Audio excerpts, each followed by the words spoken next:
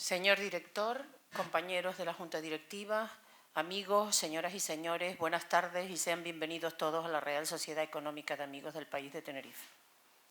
Nos encontramos esta tarde con la finalidad de oír la conferencia del profesor don Victoriano Darias del Castillo, catedrático de la Universidad de La Laguna de Farmacología y miembro también de esta casa.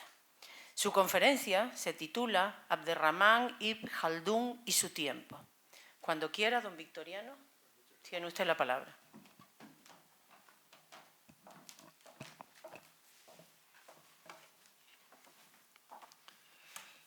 Ilustrísimo señor director, señora vicerrectora de la Real Academia, de la Real Sociedad Económica de Amigos del País, ilustrísimos señores, señoras y señores, queridos amigos, es para mí, en primer lugar, deseo expresar mi más sincero agradecimiento por haber sido invitado a dar esta charla en esta querida institución y pedir perdón por mi osadía y mi atrevimiento por venir a hablar de algunos aspectos de la historia de Canarias y de Castilla, de la que soy solamente un modesto diletante, pecado solamente justificable por mi ascendencia, por formidable ascendencia burgalesa y tinerfeña, de las que me siento muy orgulloso.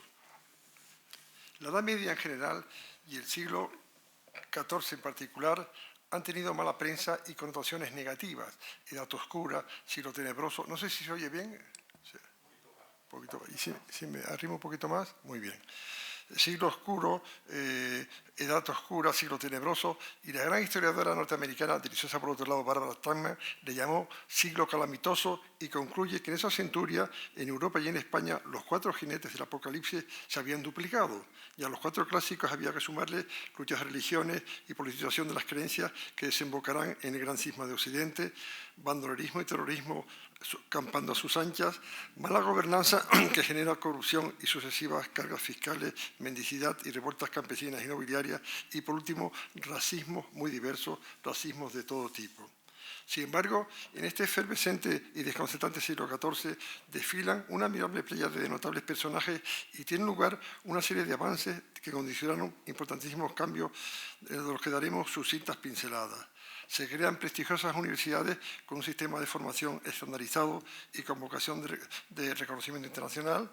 Tienen también lugar avances sociales aparentemente poco importantes, pero que permitieron llevar a las sociedades europeas una asistencia más cómoda. Y así, por ejemplo, se introducen arados mucho más eficaces y manejables. Se perfecciona el utillaje de los caballos con mejores estribos, herraduras y colleras, que permiten sacar al caballo mejor rendimiento agrícola y militar. También se podrá disponer de papel que permitirá abaratar el coste de los libros, ya que se puede escribir por los 2 lados y además se puede encuadernar con tapas y lomos, abandonando así los incómodos rollos de papiro y pergamino. Alrededor de esa centuria entrará en crisis el latín como lengua franca, expandiéndose así las lenguas romances. Se avanza también muy lentamente en la normalización de las unidades de medida, que todavía no hemos logrado, y en nuestro país se sustituye el área hispánica adoptando la era cristiana. Entre los avances técnicos señalaremos la mayor eficacia de la energía hidráulica, el avance en la mayor producción de hierro mediante mejoras del trabajo de las minas, al tener mejores bombas de achique y a la proliferación de altos hornos. Empieza a utilizarse la pólvora negra, invento chino de uso inicialmente pirotécnico con finalidades bélicas. En este siglo además el hombre se separa del suelo ascendiendo en globos aerostáticos y se sumerge en el mar con la ayuda de las primitivas cámaras de inmersión. Con el reloj mecánico, con la ayuda de la cámara, con el reloj mecánico se podrá conocer la hora en todo momento sin necesidad de escuchar el sonido de las campanas, con solamente mirar las torres más altas de las poblaciones. El tiempo teológico es sustituido por el tiempo tecnológico. En el campo de la medicina se construyen más y mejores hospitales y aparecen las primeras farmacias civiles. Se potencia la hidroterapia y se recurre al análisis de orina como elemento diagnóstico. Se mejora la visión de los individuos con gafas y anteojos y decae la alquimia al ser motejada de fraude. Y en algunas universidades, sobre todo, se autorizan autopsias y disecciones, lo que supondría un gran avance de la anatomía y de la cirugía. En la cirugía destaca Modino Lucci, catedrático de Bolonia, la primera universidad de la historia, que publica el primer libro monográfico de anatomía, considerado el mejor durante más de 2 siglos hasta la aparición de Vesalio. En la segunda, En la cirugía tenemos a Guy de Chauliac, autor de la quirúrgica magna, y a Henri de Mondeville, considerado uno de los pioneros de la cirugía científica. En farmacología nacen en España los considerados mejores farmacólogos medievales, el galenista Arnaldo de Vilanova y sobre todo al genial franciscano mallorquín de admirable biología Raimundo Lurio. En esos años tiene lugar un importante avance de las técnicas de navegación, pudiendo disponerse de mejores y más capaces embarcaciones, movidas por un eficaz velamen mixto, dirigidas por el timón de codaste y orientados en alta mar por la brújula, el sextante, el astrolabio y la ballestilla. Perdón porque mi voz no es la de Pavarotti, ¿verdad?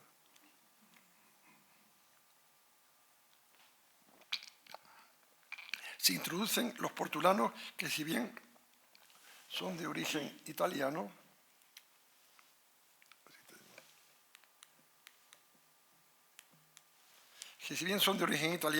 alcanzan su perfección con familias judías de Baleares como los Cresques, cuando se decía que el mundo se dibujaba en Mallorca.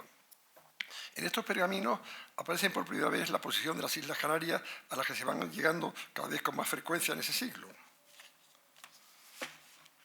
Finalizando esta centuria, nacerá Enrique el Navegante, el incansable infante portugués, quien en su escuela de Sagres está preparando la asombrada expansión geográfica de los países ibéricos.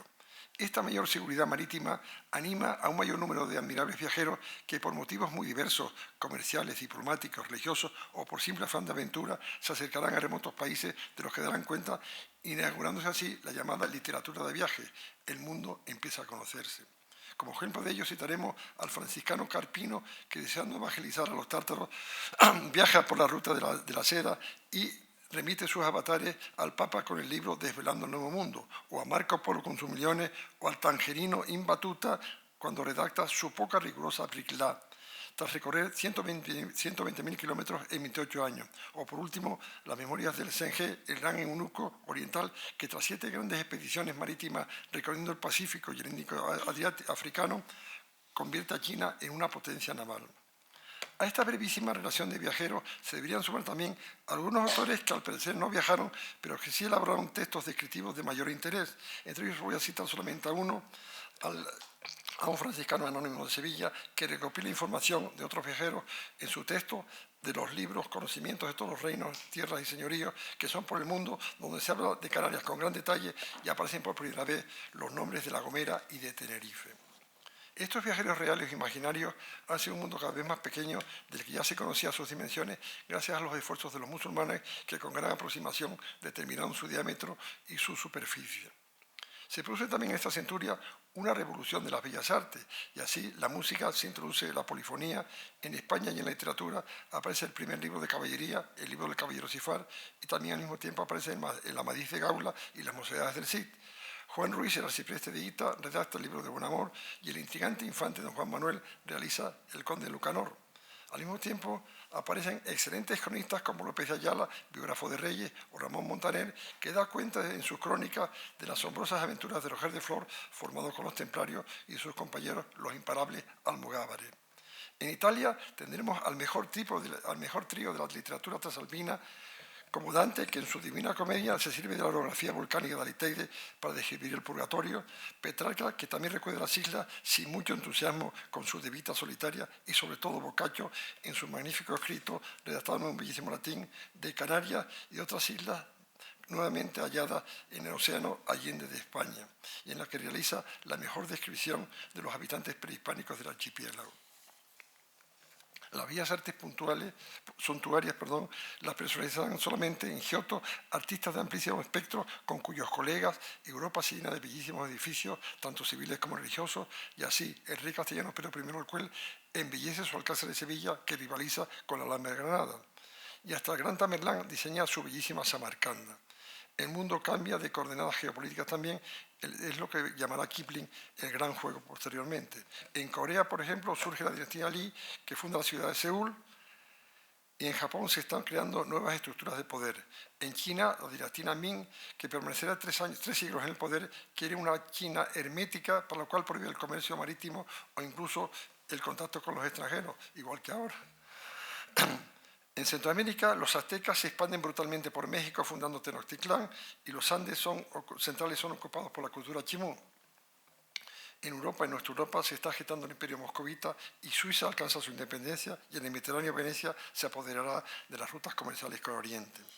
En Oriente musulmán, los mamelucos, excelentes guerreros que han pasado de ser esclavos a ser sultanes, alcanzarán su máxima expansión territorial, al igual que los otomanos, que con sus importantes victorias sobre los cristianos en Kosovo y en Nicópolis, avanzan por Anatolia y los Balcanes y solamente podrán ser detenidos por el invencible caudillo tártaro Tamerlán en la decisiva batalla de Ankara, consiguiendo así que la era cristiana de Constantinopla se prolongase otros 50 años más, medio siglo.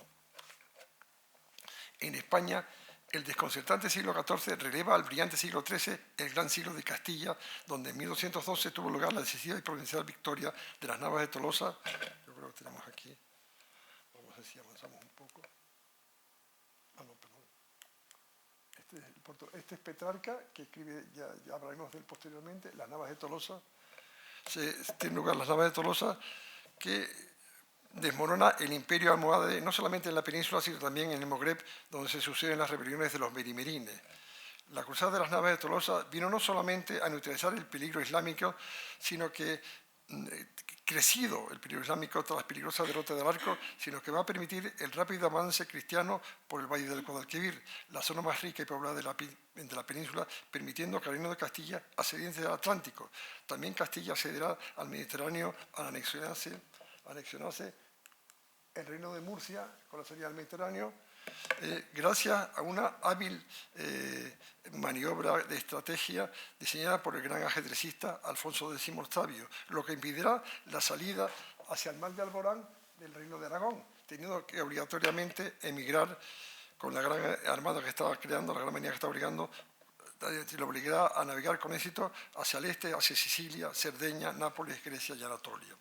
En esos años, un admirable burgalés, Domingo de Guzmán, gran conocedor de Europa, funda la Orden de los Predicadores, los dominicos, al objeto de combatir las herejías, especialmente la de los cátaros o albigenses, y tratar de forma sencilla, predicar de forma sencilla y accesible. Además, la España musulmana va quedando reducida al reino de Granada, y, digamos, en la cabeza del rey Fernando III el Santo se unen para siempre las coronas de Castilla y de León. La llegada del siglo XIV es tiempo lleno de claroscuros, donde la positiva tendencia de centurias anteriores se transformará en desconcierto y en profundas crisis. El siglo XIV, tanto en Occidente como en Oriente, especialmente en España, es una gigantesca y caótica crisis bélica y social. El rápido avance social del siglo XIII se ralentizará en la siguiente centuria, en la XIV, al consistir en el solar hispánico varias guerras. Las guerras de los dos Pedros, entre Castilla y Aragón, que durará 14 años, las guerras fratricidas entre los hermanos Pedro I y Enrique II el Justiciero, que también combate contra Portugal y contra Navarra. Además, el reino nazarí frena la reconquista castellana con su victoria en la Sierra de Elvira, muy poco difundida por parte cristiana, incluso cierra el estrecho de Gibraltar, retomará Gibraltar. La derrota castellana en la Sierra de Elvira será vengada por el gran Alfonso XI en la trascendente batalla del Salado de Tarifa, consiguiendo así cerrar el estrecho a nuevas invasiones norteafricanas. En Francia, el corrosivo Felipe V hace tambalear el poder político, el poder pontificio, designando un papa francés a quien ubica en Aviñón para un mejor control. Es una centuria llena de papas y antipapas, llegaron a consistir 3 de ellos que se, digamos, excomulgan entre sí, y entre los cuales debemos nombrar la figura de Benedicto XIII, nuestro Papa Luna, que tiene también una importancia papel en Canarias cuando crea el Principado de la Fortuna. El Papa Luna, nombrado en Aviñón, acabará su vida centenaria en el castillo de Peñíscola, posiblemente envenenado. La Iglesia se sumerge así en el descrédito y los cristianos estarán divididos durante 40 años hasta el cisma, el llamado el cisma de Occidente, que finalizará en el Concilio de Constanza. Concilio de Constanza, que en ese tiempo la ciudad de Constanza tendrá un gran elevado número de diplomáticos, de teólogos y de prostitutas. El insaciable monarca francés ambiciona también la riqueza de los templarios, los soldados de Dios que se habían convertido en un estado autónomo y que, si bien habían abandonado Tierra Santa, eran poseedores aún de una gran flota y una gran fortuna. En contraste y paralelo Con ellos, los franciscanos difundirán de modo por el mundo la pobreza evangélica como nueva forma de cristianismo. El rey de Francia no solamente conseguirá la traumática desaparición de los templarios, sino que con la ayuda del Papa Clemente V expulsará de su reino a los judíos, confiscándolos también de sus bienes, siglo y medio antes de lo que ocurrió en España, en Castilla, ¿no? cuando el descubrimiento. Europa también se encontrará en guerra en esos años, al dar comienzo la llamada Guerra de los 100 años entre Francia e Inglaterra, guerra que debe llamarse más propiamente guerra de 100 años de guerra, porque duró 117 años, que se inician con brillantes victorias de los ingleses, Crecy, Poitiers, vamos a ponerlo.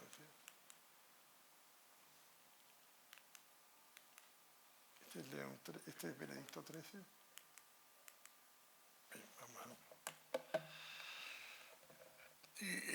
Comienza con grandes victorias inglesas en Crecy, Poitiers y Nájera, al tener mejor armamento los temibles arcos largos y mejores tácticas de combate. Este largo conflicto también tendrá su proyección en España, donde brillarán previo pago dos excelentes mercenarios. El Príncipe Negro, que lo vemos aquí, el malogrado heredero del trono inglés, que lucha por la Castilla de Pedro I, y una de cuyas nietas, Catalina de Lancaster, llegará a ser reina de España y primera princesa de Asturias al casarse con el burgalés Enrique III el Doliente, de cuyo matrimonio confluirán las dos líneas castellanas de la dinastía castellana, la borgoñona o legítima y la trastámara o bastarda. El Príncipe Negro, aquí lo hemos retratado, se llevará a Londres, entre otras muchas joyas entregadas por Pedro I como pago de su servicio, un magnífico topacio que hoy brilla y resalta en la mejor corona de los reyes de Inglaterra. En otro lado tendremos al normando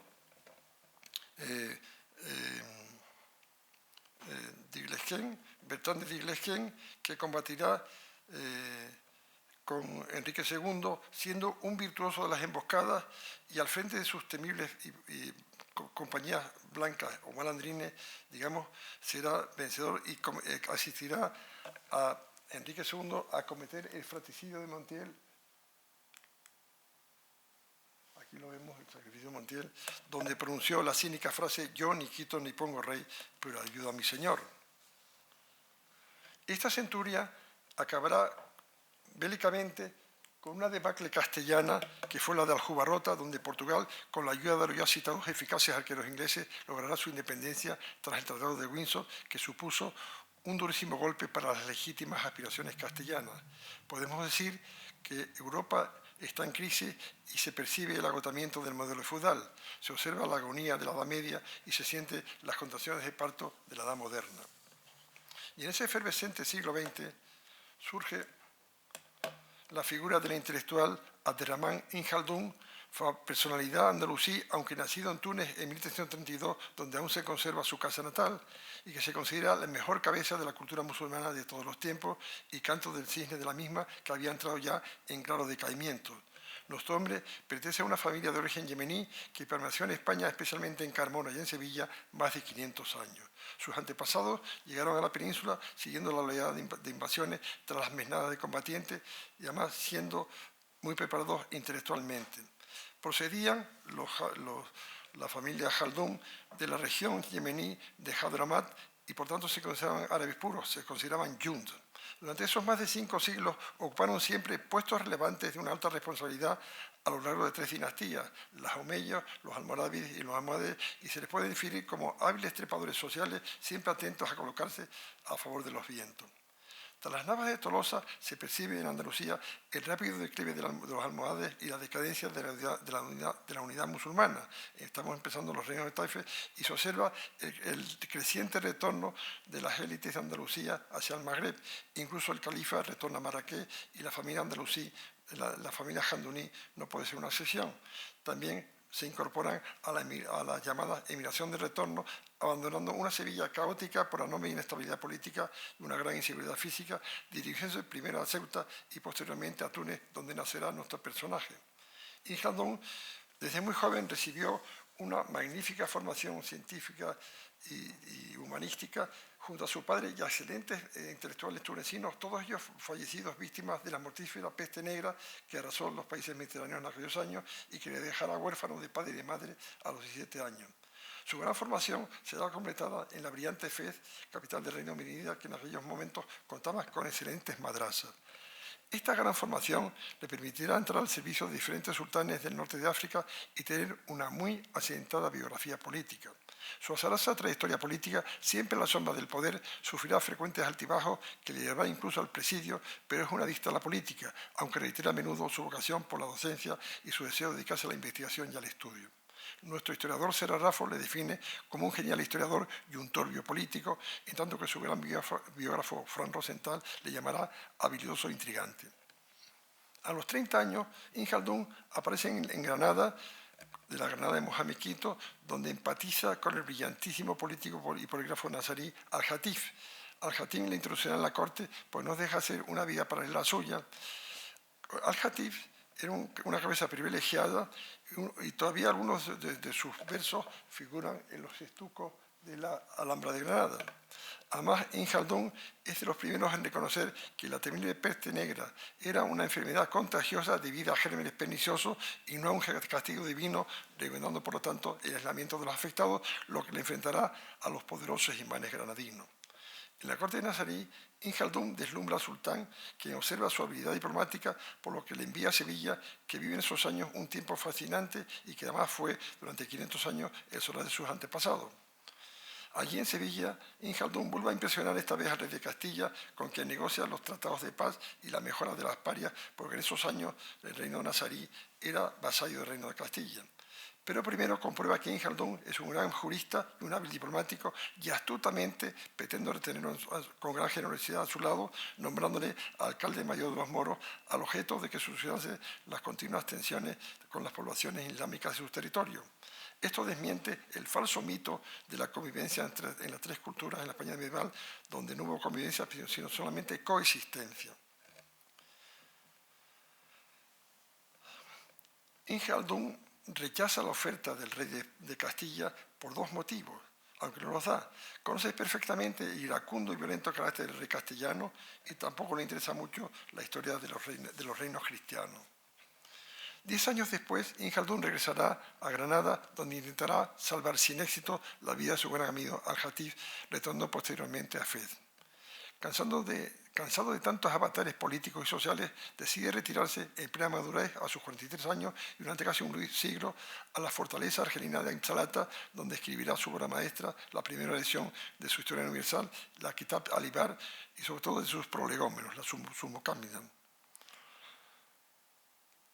Tras una corta e insatisfactoria estancia en la corte tunecina, logra autorización para viajar vía Egipto a la Meca y así cumplir con su deber de la peregrinación con su Haji. El Cairo, ciudad que le cautiva y a donde decide pasar el resto de su vida, le hace exclamar que no conoce el Cairo, no conoce la grandeza del Islam. Allí está muy bien recibido por el sultán mameluco Malik el-Sahid, que le considera destacados puestos docentes, fue profesor de la célebre mezquita. Estas son las páginas de su obra maestra, de sus prolegómenos, donde aquí estuvo de profesor en la célebre mezquita del Cairo de Al-Azhar, que es digna de verse. Es el Vaticano de la sección suní de los islámicos, ¿no? Y también le ofrece excelentes puestos jurídicos como cadí o juez supremo del rito maliquí para todo el Egipto. Esta bonanza profesional se verá enlutada por la pérdida de su mujer y de sus hijos en un desgraciado naufragio, no se sabe si por tormenta o por ataque pirático, cuando se iba a reunir la familia en Alejandría. Ibn Khaldun, en 1401, realizará su última misión diplomática que le permitirá conocer a la gran figura histórica del momento, al gran Tamerlán, al azote de Dios, con el que tendrá varias reuniones durante el plazo de casi 4 meses, 3 meses y medio, en el que intentará interceder sin éxito por la asediada e indefensa ciudad de Damasco. Entre ambos hombres, sin embargo, surgirá una enorme simpatía, una rápida simpatía, y por ejemplo, el invencible caudillo tártaro le asombra a Ibn Khaldun por su inteligencia, y también Tamerlán se queda impresionado por los conocimientos y la elocuencia de Ibn Khaldun. A él le encarga que realice su genealogía y nuestro astuto e inteligente autor le hace descender de Nabucodonosor y del admirado por Tamerlán su Genghis Khan. E igualmente solicita Tamerlán que le lleve a cabo una minuciosa descripción del Magreb, territorio hacia donde pensaba expandir sus ya enormes territorios. El salvoconducto conseguido por Tamerlán le permite a Ibn Jaldún regresar indemne al Cairo, aun teniendo que contemplar el saqueo sangriento de Damasco, donde decapitó el buen Tamerlán a 80.000 soldados derrotados. Una vez en Egipto, ocupará intermitentemente labores jurídicas de las que será cesado hasta en 5 ocasiones por su intransigencia con la muy extendida corrupción. Nada nuevo bajo el sol. Cuando Ibn Jaldún se entrevista con Tamerlán, este está en la cúspide de su poder. Es el azote de Dios que se le conocía. Era Timur Lan, Timur Hierro, Lan Cojo, porque después de casi 35 años de actividad bélica, renquea ostensiblemente. Cuando sube el poder Tamerlán en 1370 era prácticamente un desconocido, pero tras 7 lustros de constante batallar, conseguirá un imperio 25 veces la extensión de la península ibérica, que se extiende desde Delhi hasta el Mediterráneo oriental, y donde pretende restaurar el imperio de su admirado Genghis Khan y también crear una dinastía, la timurí, que generase una nueva civilización islámica tolerante y que heredase desde su amada Samarcanda nuevos saberes, nuevas artes y nueva cultura. Este insaciable y feroz conquistador inicia a sus 65 años sus campañas más duras y destructivas, aplicando siempre el terror como arma de guerra y siendo inmisericordia con los derrotados, salvo con los intelectuales y artistas, ya que a su inteligencia militar ha de añadirse su sensibilidad por el arte y la cultura, estando siempre rodeado de importantes escritores, poetas, historiadores y arquitectos, además de ser un buen ajedrecista. Por otro lado, Tamerlán era un devoto, aunque no fanático musulmán, que permitía evangelizar en sus territorios a franciscanos y a dominicos y era tolerante con los no islámicos. Sobre la vida de Tamerlán, como ustedes conocen, se han tejido innumerables leyendas de todo tipo. En 1401 derrotará en Ankara a los turcos del profesor Bayaceto I, quien había vencido a poderosas tropas cristianas en Kosovo y en Nicópolis. Los turcos se habían convertido en un gran peligro sobre Constantinopla y Europa Oriental. La victoria de Tamerlán en Ankara despertará el entusiasmo de la Europa cristiana y detendrá el avance turco, convirtiéndose Tamerlán en un interesante, inteligente aliado contra otomanos y árabes para los reinos europeos. Y en esa línea se encuentra el rey de Castilla, Enrique III el Doliente, muy activo en política exterior y muy dotado para las relaciones internacionales. El monarca es consciente de que Castilla se encuentra en una peligrosa zona de fricción, de choque de 2 placas culturales, la europea cristiana y la norteafricana musulmán, y le preocupa también el otro lado del estrecho, sabiendo que igualmente Turquía es la gran impulsora de los muy frecuentes ataques piráticos en el Mediterráneo occidental, lo que le obligará a destruir la base turca de Tetuán. El rey, además, en esos años, el rey Enrique III el Diente, está iniciando en esos años la conquista y colonización de Canarias, tutelando al normando de Betancourt, Juan de Betancourt. Por otro lado, también se sabe que además de los piratas berberiscos, el gran apoyo del reino nazarí era también la insaciable Turquía, por la que envía rápidamente una embajada para intentar parar al insaciable turco. Esta primera embajada de Castilla será de la que desgraciadamente carecemos de crónica o de diario fiable, fue liderada por el noble gallego Payo Gómez de Sotomayor. La llegada de la misma de esta embajada a Ankara en 1402 le permite ser testigos privilegiados de la gran derrota de los tártaros, de la gran victoria de los tártaros frente a los belicosos turcos y derrotarán a Sultán Bayaceto, que se ha tomado prisionero. La victoria de los tártaros afianza el objetivo de los castellanos, quienes rápidamente se dirigen a la corte del Tamerlán y tras superar la curiosa prueba de la piedra que sudaba entre las mentiras, se veía que fueron sinceros, fueron acogidos por los tártaros con gran cordialidad, lo que les permitirá una estancia de 3 meses ante el Tamerlán. El gran Tamerlán aprovechará el regreso de los castellanos para enviar una serie de emisarios a las cortes europeas y a las castellanas en particular, para decirles que ha desaparecido el peligro turco. Porta también esa embajada de retorno valiosos regalos y algunas bellas esclavas cristianas liberadas del famoso harén de Retorno de Boyaceto para, mejor decía, el harén de Enrique III, sin conocer que, al menos en teoría, los reyes cristianos eran monógamos. 3 meses después del regreso de la primera embajada, se decide en medio de una segunda con gran urgencia, digamos, para aprovechar el retorno del emisario mogol a su tierra y con el objetivo de reforzar los brazos de amistad, firmando con el Tamerlán una eficaz alianza. Para ello salen de Cádiz 14 viajeros, encabezados por el castellano Ruy González de Clavijo. No sé si lo tenemos aquí. Aquí tenemos al gran Tamerlán. Aquí tenemos otra vez el gran Tamerlán. Y aquí tenemos Enrique III el Doliente de Castilla. Y aquí tenemos Ruy González de Clavijo, que sí escribe un minucioso diario del incómodo periplo, viaje a Tamerlán, y en el que da cuenta de la enorme belleza que tiene Samarcanda, de la que dice que es de las ciudades más bellas del mundo, con una urbanidad, estructura, una perla urbana, y es poseedora de lo mejor de Oriente y de Occidente, gracias a haber sido convocado para su construcción a los más destacados artistas. Y también añade que los comerciantes aportaban a Samarcanda mercancías de todo el mundo en gran cantidad. Tamerlán le recibirá tras 16 meses de pesado viaje y su aspecto impresiona negativamente al Clavijo, que le describe diciendo que, si bien conserva parte de su gran vitalidad, observa que ha dado un importante bajón físico y lo ve como un anciano caduco con los párpados caídos, por lo que le pide que se acerque para hablarle. A pesar de ello, le concederá todo tipo de cortesía y se referirá con enorme afecto a Castilla, a cuyos paisanos le califica de muy buena gente, a cuyo rey llama hijo y le considera el mejor rey de Europa.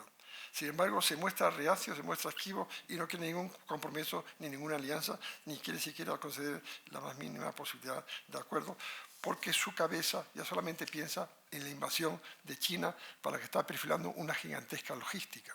A pesar de una segunda audiencia a Clavijo, que será la última que reciba Tamerlán, no cambió de opinión, por lo que podemos decir que esta embajada no tuvo grandes éxitos diplomáticos, no logró sus objetivos. La embajada castellana iniciará su retorno a los 3 meses de su llegada, llegando a Sanlúcar tras otros 16 meses de viaje de retorno, y antes de 9 meses, 9 meses después morirá Enrique III, muerte atribuida al veneno administrado por su médico judío. Clavijo morirá 6 años después y hoy está enterrado en un bello sepulcro que se puede observar en San Francisco Grande de Madrid. Tamerlán, por su parte, morirá 2 meses después de la salida de los castellanos, cuando había iniciado ya su anhelada invasión de China, de la dinastía Ming, para lo que había preparado el desplazamiento de 1,5 millones de combatientes junto a 15.000 carretas. Pero, digamos, el invierno, que llegó con fuertes vientos y un invierno muy duro, prematuramente vientos y extremado frío, agravará la enfermedad que venía incubando el emir, muriendo en Otrar tras 1 mes y medio de marcha y a 400 kilómetros de su querida Samarcanda, donde será enterrado en un bellísimo mausoleo, el Gurir el Emir, el lindísimo mausoleo de Samarcanda, donde está en una lápida que dice: si yo me levantara de mi tumba, el mundo entero temblaría. La muerte de Tamerlán producirá la pérdida del equilibrio geopolítico de la zona y la rápida desaparición de su inmenso imperio. Y volviendo a Ibn Khaldún, en el primer capítulo de su Historia Universal, en sus prolegómenos, se preocupa de describir el entorno físico de las distintas culturas de la Tierra, que considera esférica y a la que divide en 7 partes o climas, bañados por el mar circulante, apropiándose de la genial intuición, el genial postulado de los babilónicos, que decía que todos los mares de la Tierra estaban intercomunicados. Nuestro autor sitúa nuestras Islas Canarias, las Islas Eternas, Al-Jasuf al-Jalidat, digamos, en el primer clima de Occidente, donde Ptolomeo colocará después, empezará a contar la longitud geográfica y decir el meridiano cero. Ibn Khaldún dice que el archipiélago está formado por 7 islas, de las que 3 son grandes y, digamos, están habitadas. Ibn Khaldún señala la dificultad de navegar por el Atlántico y de llegar a las islas, donde solamente se llega por azar en las llamadas arribadas de fortuna, dado que en sus aguas soplan siempre vientos fuertes e irregulares, de los que además, y a diferencia de lo que ocurre en el Mediterráneo, carecen de hojas de direcciones eólicas. Ibn Khaldún es un pionero y veraz escritor de las rutas del Atlántico Norte y explica que el desconocimiento de las mismas era la razón por las que los marinos árabes, muy buenos en otras latitudes, no se decidían a navegar por miedo a perder de vista las costas y no saber volver a ellas. A ello había que añadirse también que en las sociedades árabes persistían las terroríficas leyendas que habían sembrado astutamente en siglos anteriores los avispados fenicios para proteger sus púrpuras o féniques. Fenicios que llegaban a las islas a través de una escalada base de logística. Perdón.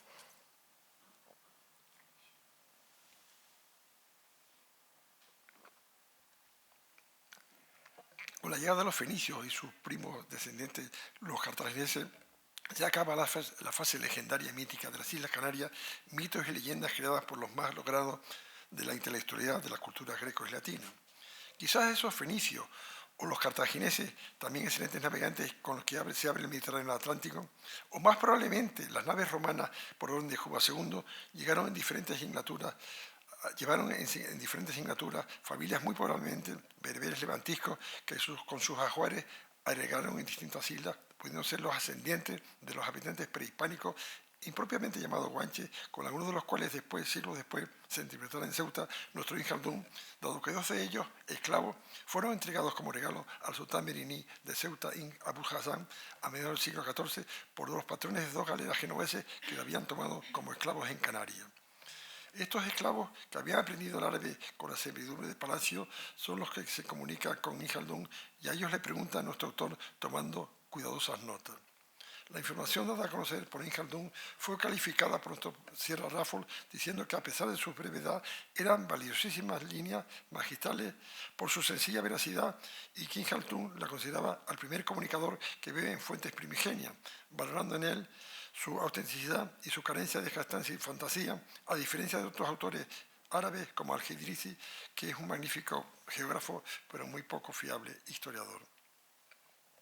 Gracias a Injaldún, al que califica Sierra Raffles de consumado enólogo, se sabe que los prehispánicos canarios conocían malamente los textiles y se tapaban las vergüenzas mínimamente, que no conocían los metales y que disponían para la siembra de las primitivas herramientas consistentes en cuernos de cabra a los cuales se le adoptaba un vástago de madera, que eran hábiles tiradores de piedra, sus únicas armas defensivas que con gran habilidad tiraban hacia atrás cuando aparentaban huir, que sus únicos alimentos eran la carne y la leche de cabra, la cebada, los frutos silvestres y algunos frutos marinos, que tenían primitiva religión en la que se adoraba al sol de la mañana y posiblemente a la luna y que además nunca fueron adoctrinados.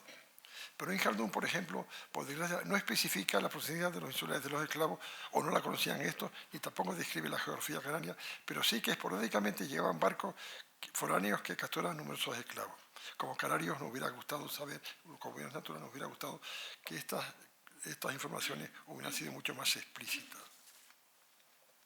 En los años en que Injaldún se está informando de Ceuta en Canarias, en Ceuta de Canarias, el inquieto rey de Portugal, Alfonso IV, financiará una expedición a las islas donde permanecerá más de 6 meses y donde irá como piloto el genovés Nicolás de Recco, quien escribirá una muy completa relación del viaje, donde por primera vez describe al canario prehispánico in situ, lo que Ciuranistro llamará tiempo después al buen guanche o al buen salvaje atlántico.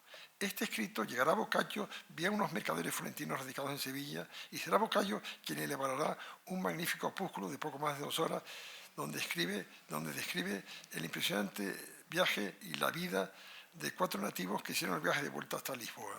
Desgraciadamente, el magnífico informe de Boccaccio que no solamente fue escasamente difundido en su tiempo, sino que desaparecerá hasta 1826, cuando se localiza traspapelado en un libro de la Biblioteca Nacional de Florencia, y es a partir de entonces cuando se da a conocer en las principales lenguas europeas, entre ellas el español, gracias al canariólogo francés Sabino Berthelot.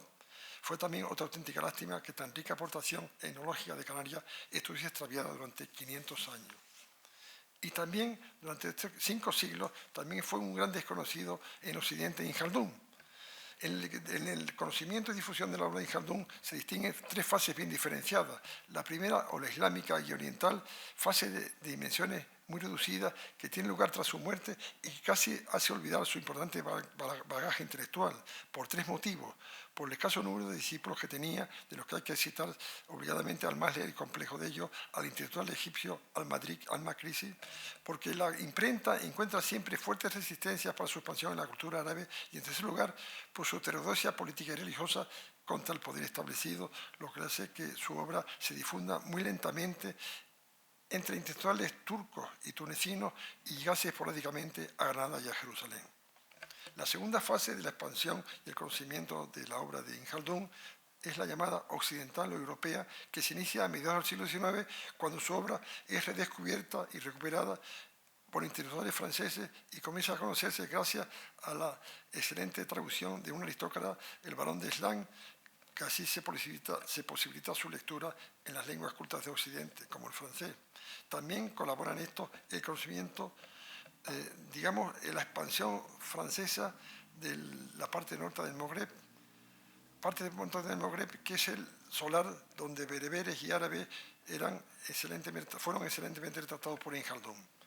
A España llegará más tardíamente, a finales del siglo XIX, gracias a unos intelectuales franceses y también algunos estudiosos españoles como Rafael Altamira, García Gómez, Ortega y Gasset y su discípulo Julián, y sobre todo, al más entusiasta de ellos, al rector de la Universidad de Barcelona, Fabián Estapé. En esta segunda fase europea, Ibn Khaldún pasa a ser un intelectual más de Occidente. La tercera fase tiene lugar a finales de este siglo XX, a finales del pasado siglo XX, cuando tiene lugar el salto a la universalidad. Salto a la universalidad que es debido a una numerosa y creciente serie de seguidores que muestran su entusiasmo por esta gran figura intelectual, quien da a conocer a través de una excelente e inabordable bibliografía y que pone de manifiesto su profundidad y su tremenda actividad y actualidad por los 7 siglos después de su muerte. Y en ese sentido, y para terminar, hablaremos brevemente de lo que opinan algunos intelectuales de su obra, y en ello citaremos en primer lugar brevemente al gran profesor economista, casi centenario pero lúcido, don Bernardo de Fuentes, que le denomina Genial Andalusí, autor de una obra inmensa en la que resalta su análisis integral de la historia. También al ya citado rector de la Universidad de Barcelona, don Fabián Estapé, que en su hermosísimo discurso de ingreso en la Real Academia de Buenas Letras de Barcelona y titulado Ibn Khaldún o el precursor, le considera pionero de los conceptos modernos de la economía y de la hacienda pública, padre de la economía y de la hacienda pública, al conjugar inteligentemente capital, producción, precio, población, demanda, coste, beneficio, utilidad, tasas e impuestos. También le considera padre de la sociología al describir por qué la evolución de los grupos sociales y el auge de las caídas de los imperios. Curiosamente, Ibn Khaldún anuncia 4 siglos antes que lo hizo Adam Smith que el trabajo ordenado de los ciudadanos es la fuente de la prosperidad de los pueblos y de las sociedades, es la causa de la riqueza de las naciones. También el profesor Estapé le denomina padre de la filosofía de la historia al decir que no solamente quiere narrar los hechos acaecidos, sino también quiere conocer por qué no han ocurrido y cuáles son las consecuencias. A diferencia de los historiadores que le precedieron, Ibn Khaldún depura toda fábula, toda leyenda y todo mito, y además desella lo ilógico y lo real, pero incluye inteligentemente el medio físico, es decir, los factores geográficos y climatológicos que tanto condicionan las distintas culturas. También Estapé considera que Ibn Khaldún, en sus textos, da la respuesta a la solución al terrorismo islámico que hoy nos aflige, en parte de los cuales está motivada por la imparable bomba demográfica islámica y por el tremendo poder que los emires tienen en la sociedad musulmana. Nuestro profesor Serra Raffo, padre de la historia universitaria de Canarias, dice que Ibn Khaldún nos da la noticia más seria sobre Canarias, comprobable a posteriori, diciendo cosas interesantes sobre los pobladores y permitiendo además juzgar la navegación de los árabes en aquel tiempo, lo que es muy interesante.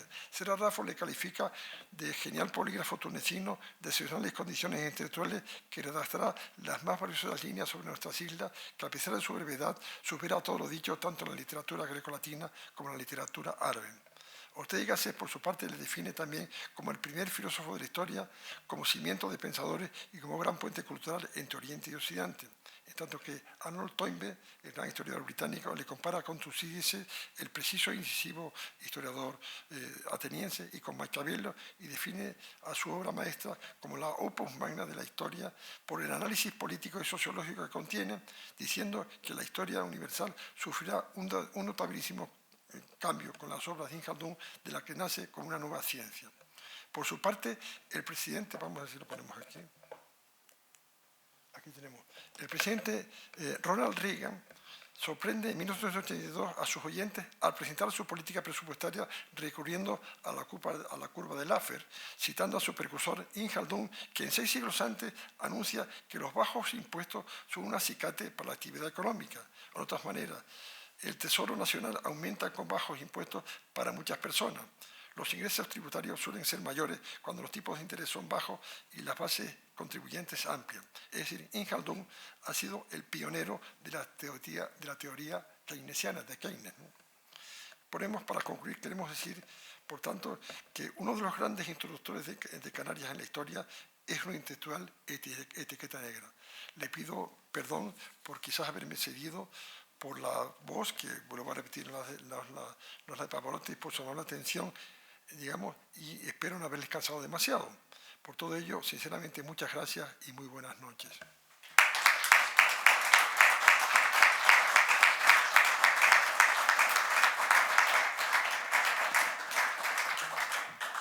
¿Alguien de la sala quiere hacer alguna pregunta?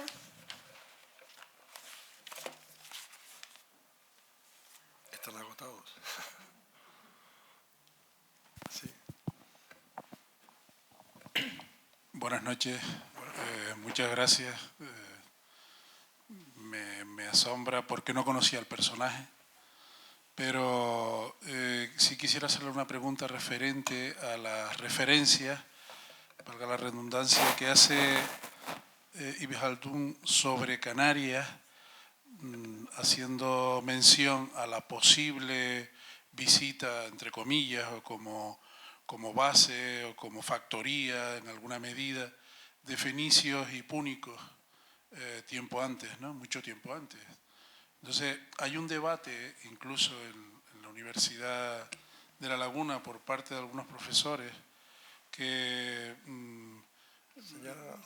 que niegan la presencia de púnicos y de fenicios, de cartagineses en su momento, ¿no? En Canarias, y que lo ven como poco menos que un disparate infundado. ¿Qué opina usted al respecto?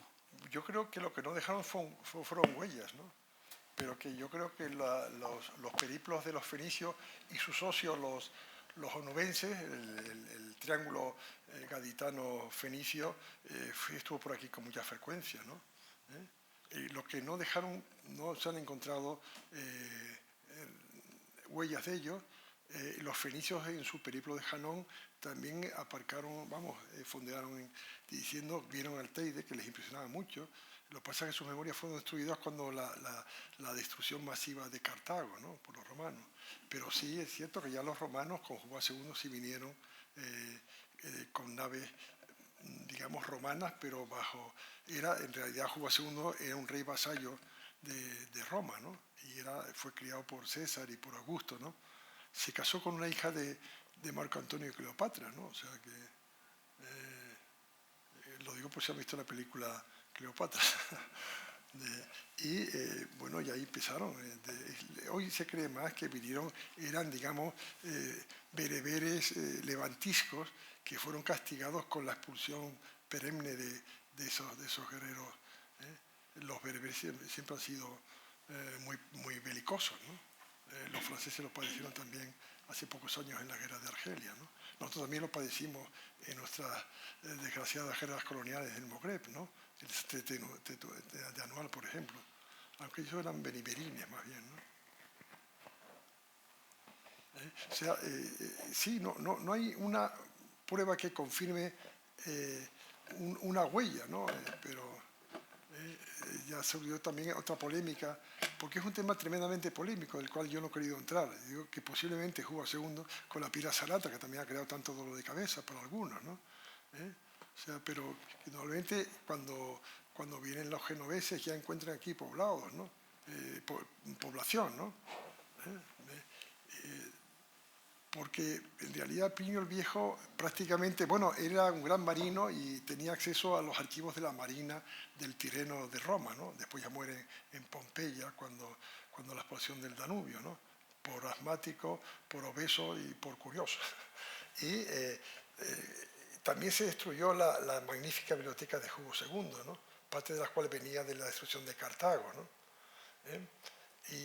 Pero el que auténticamente va a beber en fuentes auténticas de guanches que habían aprendido el árabe es Ibn Khaldun, ¿no? Y además fue un gran historiador, magnífico historiador, sobre todo de ese terreno.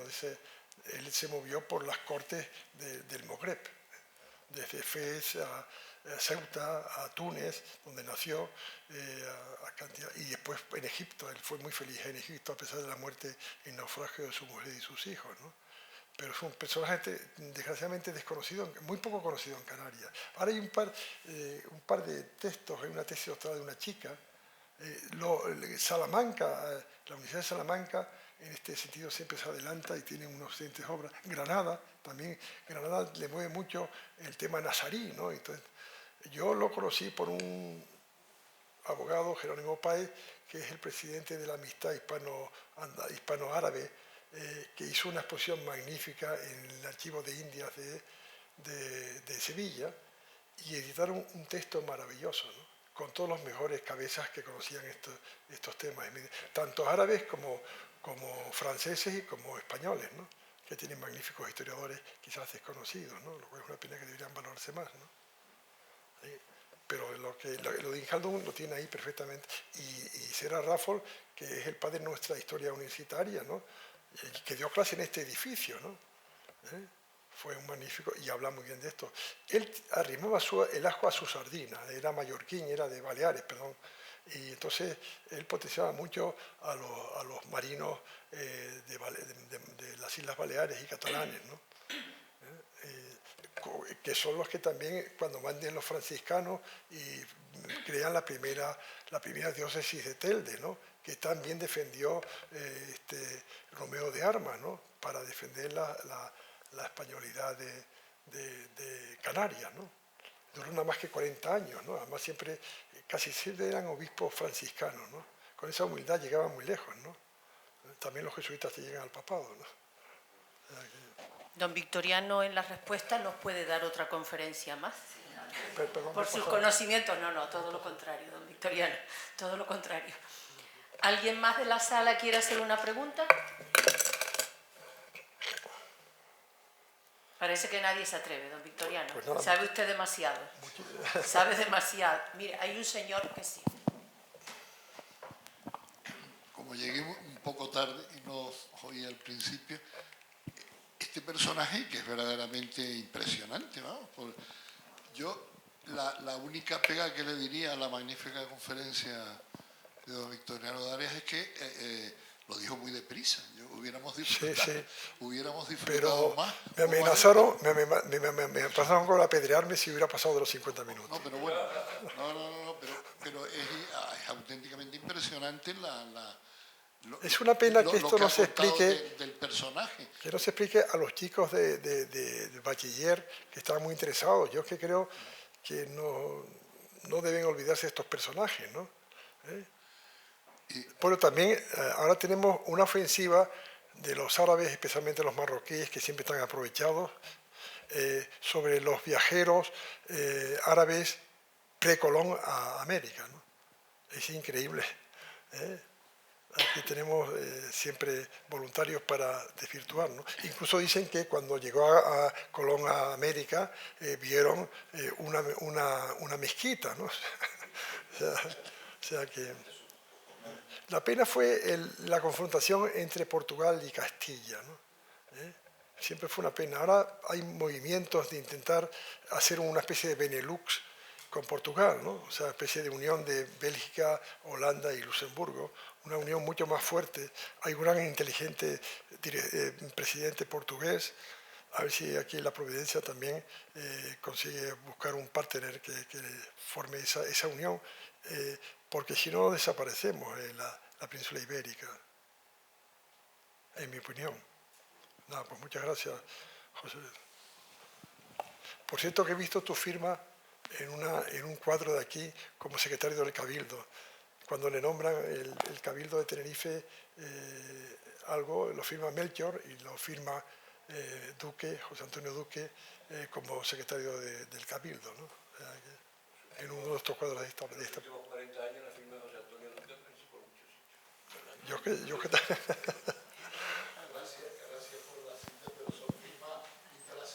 Sí, sí. Incluso una vez Fue firmaste... más intrascendente. Incluso firmaste tu pena de muerte, me dijeron una vez, ¿no? Todavía no se ha ejecutado. ¿Cómo 700 años este señor está que nadie se ocupa de él? Desgraciadamente sí. Desgraciadamente. Por lo menos en España muy poco. Este Jerónimo Páez, que ha sido presidente de la Caja de Oro de Granada, es muy pro-mogrebí, ¿eh? Y lanza exposiciones estupendas. El libro este, que lo debería tener la Universidad de La Laguna, pues lo debería, es magnífico, es bien editado, con lujo, porque cuando los bancos están detrás, editan muy bien, ¿no? Aquí se va perdiendo esas buenas costumbres, ¿no? Pero fueron los Reyes Católicos, fueron presidentes de muchos países árabes, porque fue un hito, ¿no? Y además, ahora que te aprovecho también Felipe y tú y Baroncio, fue un gran descriptor de la medicina y de la ginecología, porque decía que la vida del hombre empezaba en el embarazo, admiraba a la obstetricia, ¿no? Decía desde ese momento, y la neonatología, define a la farmacia perfectamente. Es un pionero del psicoanálisis, un antecedor de Freud, ¿no? Porque decía que esos tenían que ir a interpretar los sueños, ¿no? Era un fuera de serie, de amplio espectro además, ¿no? Y además astuto como el sol, como el hambre, ¿no? Lo pasó mal, a veces no era hábil, aunque decía hábil político y decía don Serrarrafo, don Emilio Serrarrafo, la que yo recuerdo deambular, pues yo vivía en los veraneos en la otra esquina, ¿no? Que he rehabilitado hace poco, hace 3 o 4 años, ¿no? La casa de la esquina de esta misma manzana, una casa amarilla, enfrente del Hospital de Dolores. Sí, sí, sí. Cuando aquí aparcaban 5 o 6 coches, que los conocíamos todos, ¿no? Allí estaba el correo, enfrente de la casa mía estaba correo, que es un edificio muy bonito que no sé qué están haciendo con él, es una pena, pero es una calidad estupenda y un techo muy bien pintado, ¿no? Ahí paraban todas las guaguas con el correo que iban hacia el norte, que se tardaba. ¿Perdón? Eso era en casa, ¿cómo se llama? Sí, sí, ahí iba el Fidel Alonso a buscar a su novia que veraneaba, que eran los transportes del Suez, de la Punta del Hidalgo, sí, sí, sí, con los Bacallaos, con Paquito Slay, con toda esta gente tan magnífica que ha desaparecido. Sí, sí, sí, pero yo los tengo un gran recuerdo, siempre. ¿Alguien más quiere hacer una pregunta? Bueno, damos las gracias a don Victoriano Darias.